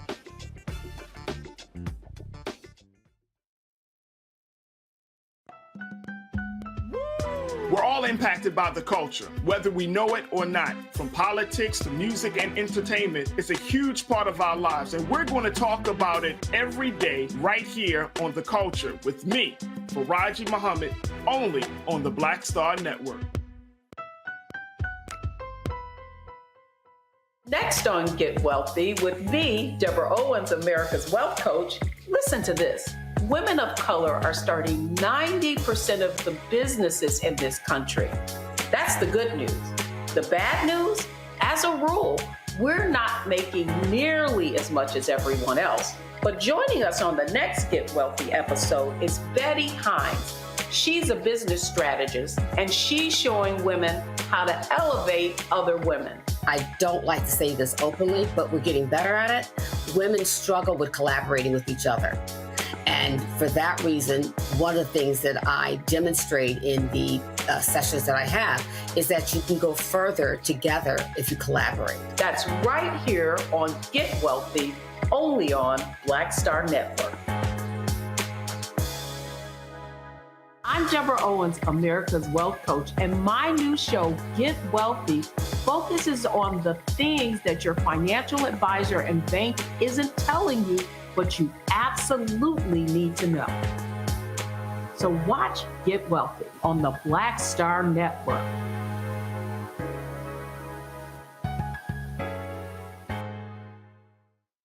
Hi, I'm BB Winans. Hey, I'm Donnie Simpson. What's up? I'm Lance Gross, and you're watching Roland Martin Unfiltered.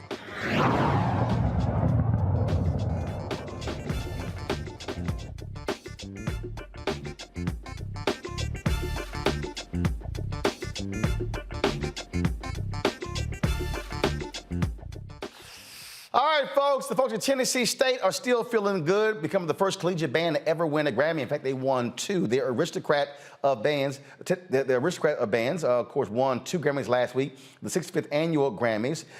And again, they scored 2 for Best Roots Gospel Album category for the Urban Hymnal, and their feature on Jay Ives, the poet who say by the door. Joining me now, Dr. Reginald McDonald, director of Tennessee State University Band and Orchestra, as well as Grammy Award-winning executive producer of the Urban Hymnal. Also, Professor Larry Jenkins, the assistant director at TSU as well. Glad to have both of you here. Also, Curtis Olawumi, the drum major and lead trumpet player on the Urban Hymnal, is there, as well as Isis Rucker, of Tennessee State University baritone player. Glad to have all of you here. So I take it you guys are still riding mighty high after what happened last week. Oh, yeah. Oh, yeah. So it's still kind of surreal in a sense.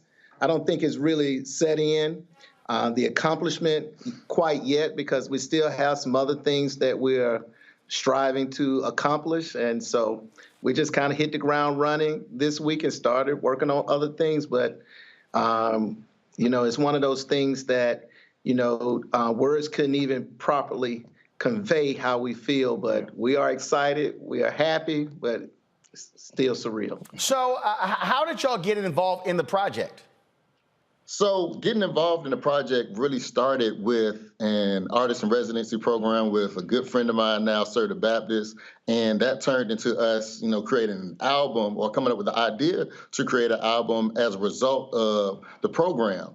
And next thing you know, we started to take it, higher and higher. The features were amazing. The people who came in and donated their talent were just simply incredible. And then the students were excited about it, and we just got on this train to, do something that was never done before. And, the product was the Urban Hymnal, and it's just been an amazing, beautiful ride ever since. And then, of course, it expanded to other people. Pastor Jamal Bryant was involved in this as well, and it sort of kept growing and growing, and then his thing just took a life of its own. Yes, it did. It did. And though everyone who, donated their time and their efforts to this project is so appreciated, because they didn't have to. Right. They stepped in and wanted to, give back to our university, give back to our students, and as well make history. And, just watching them, seeing Curtis and the rest of the students really jump in and tap into this project was, just incredible. In a sense, it kind of became a labor of love with the number of artists that were presented on this album and how everything came together. And also, it was a learning lesson for our students with regards to making things work, having a vision, cultivating that vision, and working towards that vision, and not allowing anything to deter you along the way. And of course, as you get the countdown, we shared the video. Y'all pull it up. Of course, y'all had watch parties as well. And when that announcement was made, it sort of reminded me of March Madness Selection Sunday. Roll it, folks. Yes.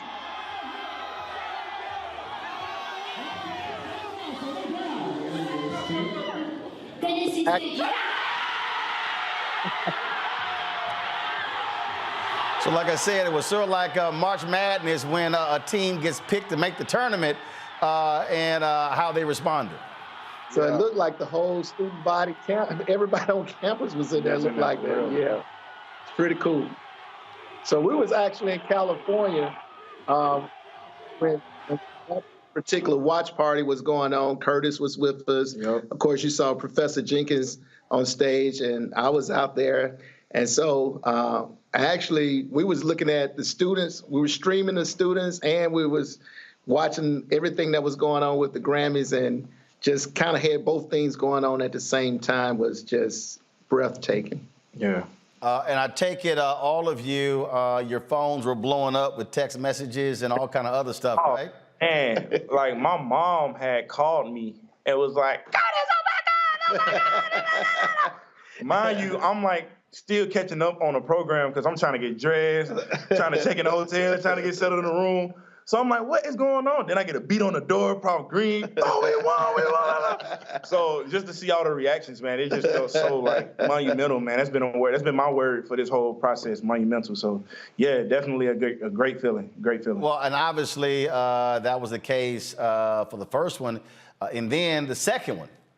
Oh man. Yes, and this is the poet who sat by the door, Jay Ivey, who he was featured on our album and really served as like a mentor for at least myself and so many others throughout this entire process. And we had the opportunity to contribute to his Grammy Award winning album. So, we are just forever indebted to Jay Ivey for his amazing work and accomplishment, because that was historic as well, the first time that category even existed. So, we're so thankful to be a part of his Grammy Award winning album. And, it's the same way with him being a part of ours. It's just love both ways.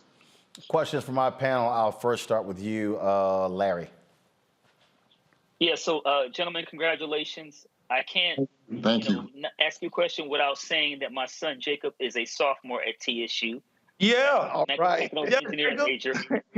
So now, Larry got to specify it's Tennessee State because I'm from Houston. So when folks say TSU, when they say TSU, they think Texas Southern. So we got to be specific. I'm just letting you know because I ain't trying to get the TSU Tigers out of Houston tweeting me saying what the real TSU is. But go ahead. Oh, there's only one TSU. and look, my high school is right across the street from Texas Southern, and I've done both commencements, and so I got to lean towards hometown because it's literally across the street from Jack Gates. But go ahead, Larry.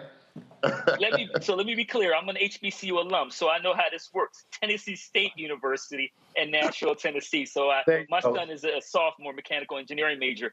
But the question I want to pose to you guys is the bragging rights. Let's really talk about that. When you have these Battle of the Bands and these other competitions, what kind of bragging rights does this give the university now? Well, I was actually thinking about our new introduction today, which we won't share until next fall. But one of the things with regards to bragging rights, we don't have to make up a name or give ourselves an accolade. Ours is history and facts. So, I was going to say a couple of my colleagues special names that they call their bands, but I won't do it on national TV. But just know ours is facts. We don't have to make up any accolades at this point. Facts. Randy. Well, first, I'm just so happy for y'all. Yes! I was just, as a fellow HBCU grad, that was me then, that was me now. I'm so proud. congratulations. It means something to the whole community. Absolutely. So I'm just so proud. Second, I have to say, look what happens when we come together, right? Like when you just got all these people working together, we create magic. Yeah. And third, what I want to ask is, was that the goal from the beginning? Did you say we're going after a Grammy? So with that, the objective was to, create the art. Mm-hmm. And we wanted to also really just put a stamp on culture. So if you look at the category that we went in, it just made sense after we created this album. And with that being said, the goal of it was to, and we can look beyond religion some with this too, and look into culture. The goal was to preserve and also even bring some of our hymns and some of our traditional things to, the contemporary at the same time while keeping our roots aligned with the original. So that's why this album, yes, it's a roots album, but you catch so much nuance from the beginning to this point. And when we got to that point where it was time to submit, we knew that it was something that, we should do in regards to history and something that we wanted to give it a shot for because we were that proud of the product and wanted to go even further with it. So it was not necessarily just the goal, but it was something that as we did this, we said we have to go for this, for the culture, for our history, for those roots. And just to add a little bit more to that, in this particular category, our sister institution, less than a mile from us, Fisk University, the Fisk Jubilee Singers won a Grammy in this specific category last year. And for us to win one this year aligns with all of us working together, aligns with the history, aligns with the culture, keeping all of that together. I think I'm going to create a new hashtag, Historic Jefferson Street, the Grammy Mile, because we're less than a mile from each other. Mustafa, your question. Yes. Congratulations to Tennessee State University. You all are amazing.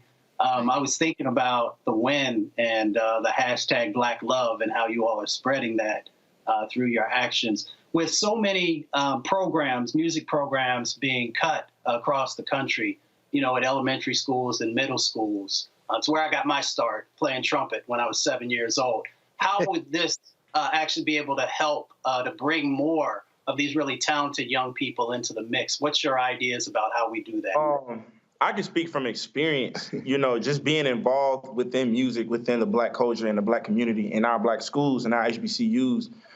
It's very imperative that we keep it going because, nowadays everybody's so focused on like the wrong thing when it comes to art, and, they just want the recognition and not be able to trust the process. So you see the video playing, this is what we do. You know what I'm saying? This is what we do. We go to practice, we work hard, we have fun, we put on a show, and we perform, and it's very important that we keep the music alive, especially within the younger generation. Myself, I try my best whenever I go back home, go to all high schools, middle schools, elementary schools, and I just be like, hey, yo, if you don't play and march in college, just keep playing your instrument. You never know what opportunity or what door is going to open up, who might hear you or who might see you like, yo, I need that person playing that horn. So it's very, very important, that we keep the music alive, man. So support art, support music, support creativity, and support us. Absolutely. I want a little bit of a step further. I got about 20 seconds. Go. Okay. So with regards to having music in our schools, this album should open up minds with regards to there's more than one way to teach our kids and still be able to allow them to flourish and grow. Yes. Yeah. You don't always have to follow Western European models of what music is. Indeed.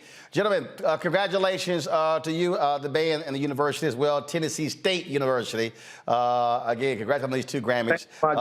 Good luck. Appreciate y'all. I appreciate it. Thanks a lot. All right, folks, got to go to break. We come back. Unfortunately, another university, Michigan State University, are dealing with sadness as 3 of their students shot and killed by a gunman last night. That is next on Roland Martin Unfiltered on the Black Star Network. Most people think that these television shows that tell stories about who we are as black men, and then they paint these monolithic portraits of us. They think that they're being painted by white people. And I gotta tell you, there are a whole bunch of black folk that are the creators, the head writers, the directors of all of these shows, and that are still painting us as monoliths. The people don't really want to have this conversation. No, they don't.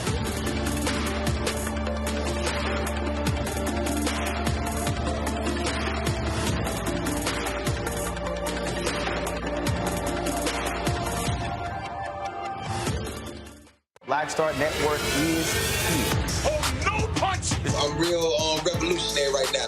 Thank you for being the voice of Black America. All momentum we have now, we have to keep this going. The video looks phenomenal. See, this difference between Black Star Network and black-owned media and something like CNN. You can't be black-owned media and be scared. It's time to be smart. Bring your eyeballs home. You dig?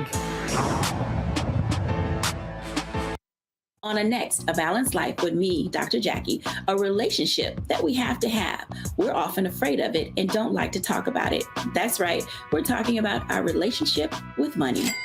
And here's the thing, our relationship with money oftentimes determines whether we have it or not. The truth is you cannot change what you will not acknowledge. Balancing your relationship with your pocketbook. That's next on A Balanced Life with me, Dr. Jackie, here at Black Star Network. Hey, I'm Donnie Simpson. Hi, I'm Eric Nolan. I'm Shantae Moore. Hi, my name is LaToya Luckett, and you're watching Roland Martin Unfiltered.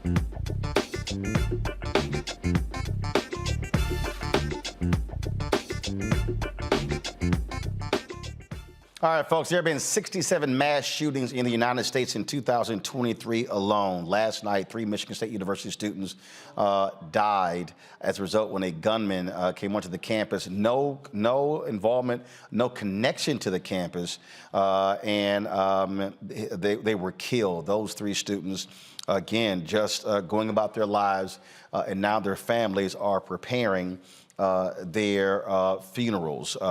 It is certainly just a sad story there. You see the names right there as well of those 3 students. One of them is an African-American sister gunned down. The gunman turned the gun on himself after he was being pursued by police. And this is the first mass shooting in a college or university this year.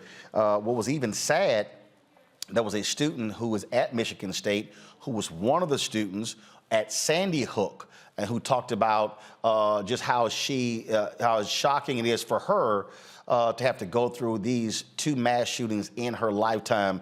And that really is what many of our students are having to deal with these days. We could talk about Parkland, we could talk about Santa Fe, we can go on, Uvalde, we can go on and on and on, what we're dealing with in this country. Brenda Goss-Andrews, she's the president of the National Organization of Black Law Enforcement Executives. She joins us right now. And Brenda, what's interesting is you have these Republican politicians who say, oh, there are no laws that we can pass that will stop mass shootings. But we know for a fact that when assault rifles were banned, we saw a drop in mass shootings. And when that law was allowed to expire, we saw an increase.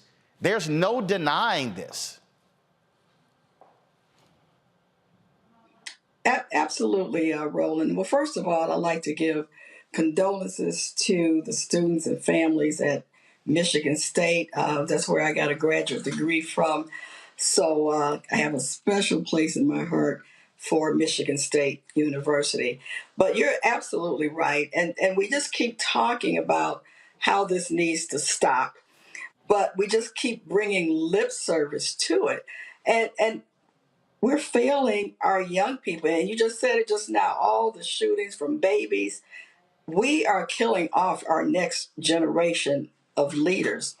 We're the grown-ups in the room, but we aren't doing anything. And certainly assault weapons need to be banned. There is no useful purpose for civilians to have assault weapons. But I think the key, Roland, is, and we need to talk more about it everywhere, is that we have to vote. Voting is at the root of all of these things because these are legislators and people we put into office that are not protecting the citizens. Our young people, and this is kind of a call to action I'd like to put out there, our young people, especially those that are 17, able to register and 18 years old, that you go tomorrow and register. I think you can pull them up online. And Roland, we're going to have to depend on the young people now to do something about this because the grown-ups in the room, we just keep talking about it, but we don't do anything about it. And until we do that, we're going to see this, unfortunately, over and over again. Well, the thing that jumps out at me on this is that Republicans love to tout police departments, police unions, police endorsements, and law enforcement.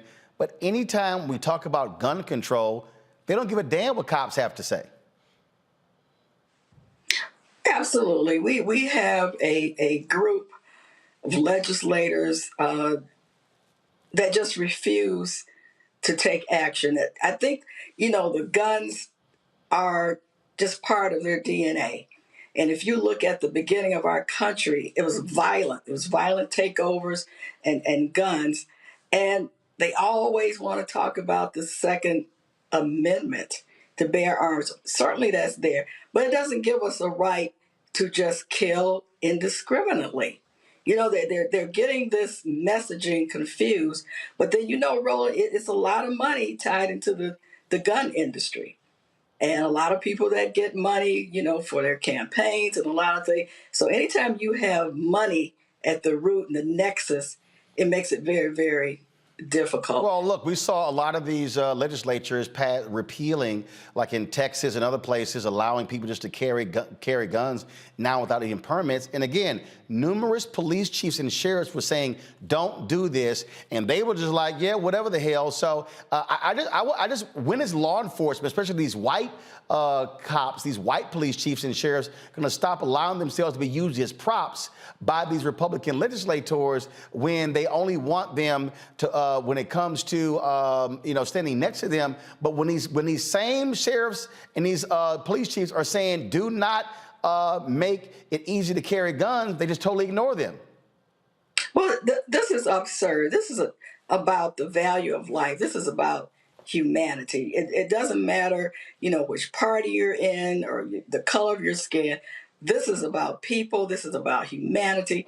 And this is about us losing an entire generation to gun violence. Permitless carry is ridiculous. It's like the Wild West. We might as well buy horses and ride up and down the street. And certainly we do have states, but Roland, I still go back to how we can stop this, but we have to do it at the ballot box. And we have to continue talking about voting and voting these people out that don't represent us, represent our issues, and represent our values. That is the only way we're going to be able to stop some of this. Indeed. And it just amazes me, Randy, when we keep seeing how these folks operate. And they are going to do nothing about mass shootings. They literally are not. Look, after Sandy Hook, it's abundantly clear. They do not care. Those kids were slaughtered, and they still did nothing. Randy? I agree with you. I told people once Sandy Hook happened and nothing was changed, I was like, we're lost. We are lost. And what's so sad is that at least when Sandy Hook happened, we pretended that something may be done.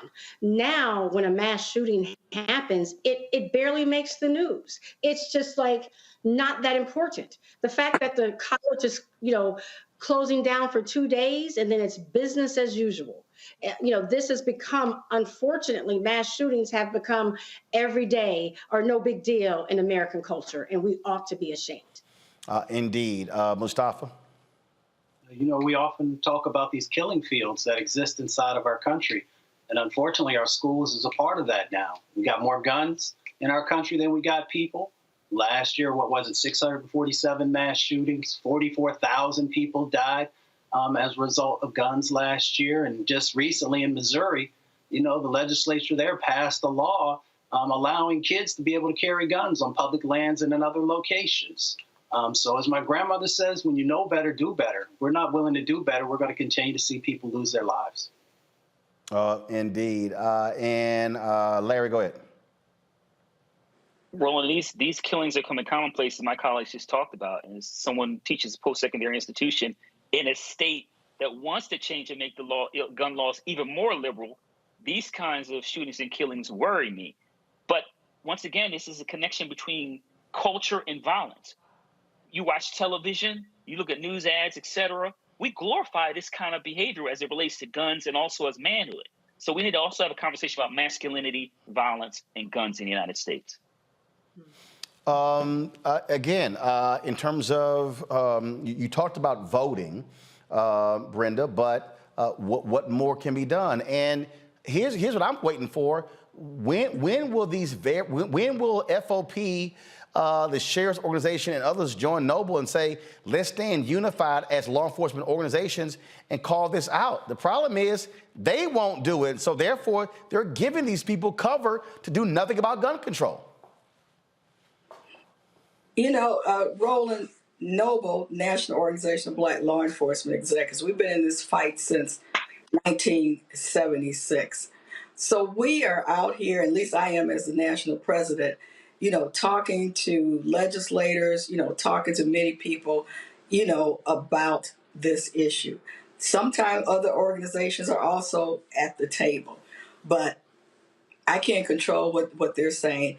I just make sure that Noble's message is out there, and how we feel about it. And we take it to the community. We do a lot of programs. We have a safe and secure gun storage program that we're doing with every town, because this is something that we're missing also about our young children. And these killings, these murders are happening in our urban communities where our young children are getting hold of guns in the homes. But we're not doing that kind of talk. So we, as an African-American community, we have got to talk about it on all levels. We need to talk about our black-on-black crime that's happening every day, every weekend, in our major cities, in our urban communities. So we need to talk about that as well, because that adds to the gun violence. That adds to the number of young people, especially young people of color, that are killed every day. Indeed. And look, the black-on-black crime and the white-on-white crime, too. We're going to call it what it is. Brenda Goss, we certainly appreciate it. Thanks a lot. Thank you. Thank you for having me. And again, folks, certainly prayers go out to the families of those 3 college students shot and killed last night at Michigan State University. And prayers go out to the entire Spartan family, the student body, its faculty, staff, and alumni as well. Randy, Larry, and Mustafa, I appreciate y'all joining us on today's show. Thank you so very much. Appreciate it. Folks, don't forget to support us in what we do. Download the Black Star Network app, Apple phone, Android phone, Apple TV, Android TV, Roku, Amazon Fire TV, Xbox One, Samsung Smart TV. Join our Bring the Funk fan club. Your dollars make it possible for us to do what we do. Check and money orders. Go to P.O. Box 57196, Washington, D.C., 20037-0196. Cash App, $RM Unfiltered. PayPal, R Martin Unfiltered. Venmo is RM Unfiltered. Zelle is Roland at RolandSMartin.com. Roland at RolandMartinUnfiltered.com. And be sure to get a copy of my book, White Fear, How the Browning of America is Making White Folks Lose Their Minds. Available at bookstores nationwide, including Amazon, Barnes & Noble, Target, as well as you can download the copy on Audible. I'll see you tomorrow right here on Roland Martin Unfiltered. Holla!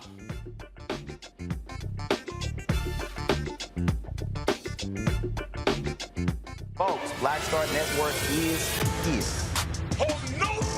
I'm real revolutionary right now. Support this man, Black Media. He makes sure that our stories are told. Thank you for being the voice of Black America, Roland. Stay black. I love y'all. All momentum we have now, we have to keep this going. The video looks phenomenal. See, this difference between Black Star Network and Black-owned media and something like CNN. You can't be Black-owned media and be scared. It's time to be smart. Bring your eyeballs home. You dig? Pull up a chair, take your seat at the Black Table with me, Dr. Greg Carr, here on the Black Star Network. Every week, we'll take a deeper dive into the world we're living in. Join the conversation only on the Black Star Network. Hi, I'm Dr. Jackie Hood Martin, and I have a question for you. Ever feel as if your life is teetering and the weight and pressure of the world is consistently on your shoulders? Well, let me tell you, living a balanced life isn't easy. Join me each Tuesday on Black Star Network for A Balanced Life with Dr. Jackie. We're all impacted by the culture, whether we know it or not. From politics to music and entertainment, it's a huge part of our lives, and we're going to talk about it every day right here on The Culture with me, Faraji Muhammad, only on the Black Star Network. I'm Deborah Owens, America's Wealth Coach, and my new show, Get Wealthy, focuses on the things that your financial advisor and bank isn't telling you, but you absolutely need to know. So watch Get Wealthy on the Black Star Network.